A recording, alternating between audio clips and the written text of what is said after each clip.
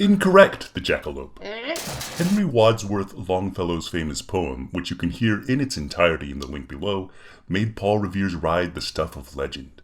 It is not, however, actually factually accurate. But that's not to say that Paul Revere's midnight ride wasn't important, or one heck of an exciting adventure. Stay tuned, because we're here to tell the tale on today's episode of Bigfoot's Great American History Show.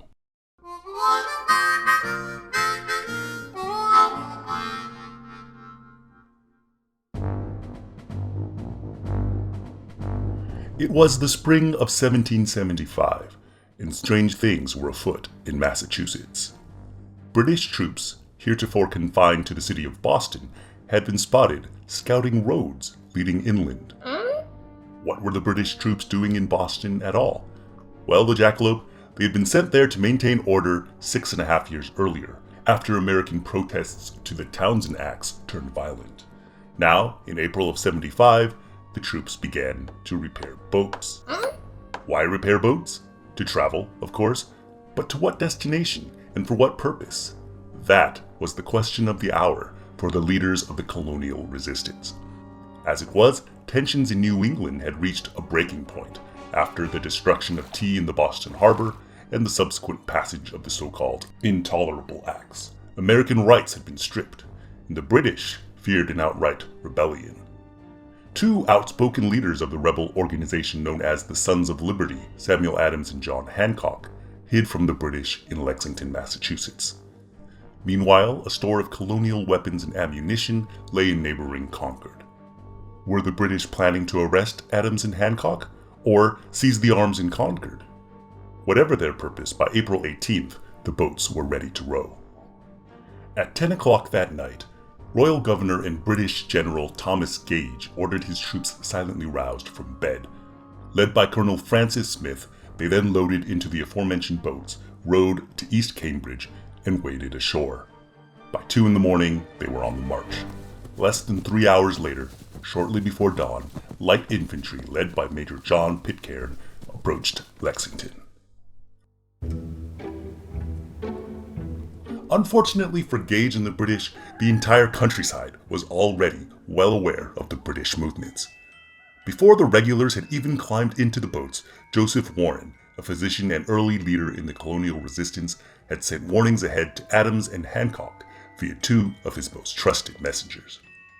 Paul Revere was a silversmith and an engraver by trade. We've actually used his work on this show.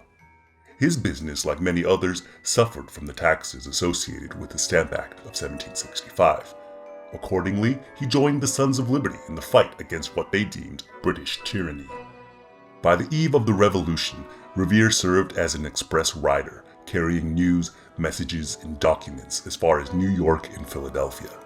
Roused to action by Warren on the night of the British March, Revere told an unknown friend, probably Robert Newman, the sexton of Christ Church in Boston's North End, to hold 2 lanterns in the church tower as a signal that the British were advancing across the Charles River. So here we come to the first inaccuracy in the Longfellow poem.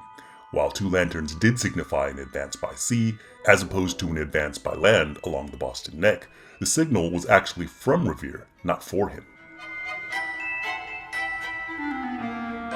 Revere later made several written accounts detailing his midnight ride. According to these accounts, having arranged for the lanterns to be lit, he picked up his boots and overcoat and made his way to the North End waterfront. 2 friends then rowed him across to Charlestown, where, under cover of darkness, he slipped past the British warship the HMS Somerset. By 11 o'clock, he was riding inland on a borrowed horse. Meanwhile, Joseph Warren's second messenger, William Dawes, rode south along the Boston Neck. Upon setting out, Revere attempted to take a shortcut to Lexington, and was thus nearly captured by a British patrol. Thankfully for the Americans, he managed to escape. In Medford, he alerted the captain of the local militia of the British March before continuing on a hard ride to Lexington. Now, what Longfellow's poem doesn't tell us is that by the time he arrived there, dozens of other men had joined him. What did Revere call out to them as he rode? Probably not "the British are coming." Remember, this was before the colonies declared independence, As such, Revere himself was still British at the time. Whatever the case, word spread and local militias prepared for a confrontation. Sometime after midnight, Revere and the other men arrived at the house where Adams and Hancock were staying, where a guard dutifully warned them not to make so much noise. To this, Revere replied, "Noise? You'll have noise enough before long. The regulars are coming out." Again, note that he called them regulars and not British.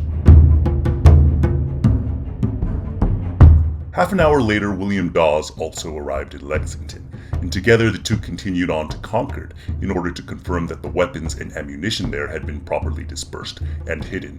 Unbeknownst to the British, this process had begun several days earlier. Revere and Dawes were joined outside Lexington by a third messenger, Dr. Samuel Prescott, who was in the area courting a young woman. A lucky thing he was, too. As it happened, when a British patrol intercepted the three along their way, Dawes fell off his horse, Revere was captured, and Prescott alone alerted the militia at Concord of the British movements. And so we come to a third inaccuracy in the Longfellow poem. Revere never actually made it to Concord town. Instead, he was questioned, released, and returned to Lexington on foot. There, Captain John Parker had mustered the local militia on Lexington Green, well in advance of Pitcairn's arrival with the British light infantry. What happens next? If you want to know more, don't forget to like, subscribe, and hit that notification button. For now, this is Bigfoot saying so long and save me a seat at your next campfire.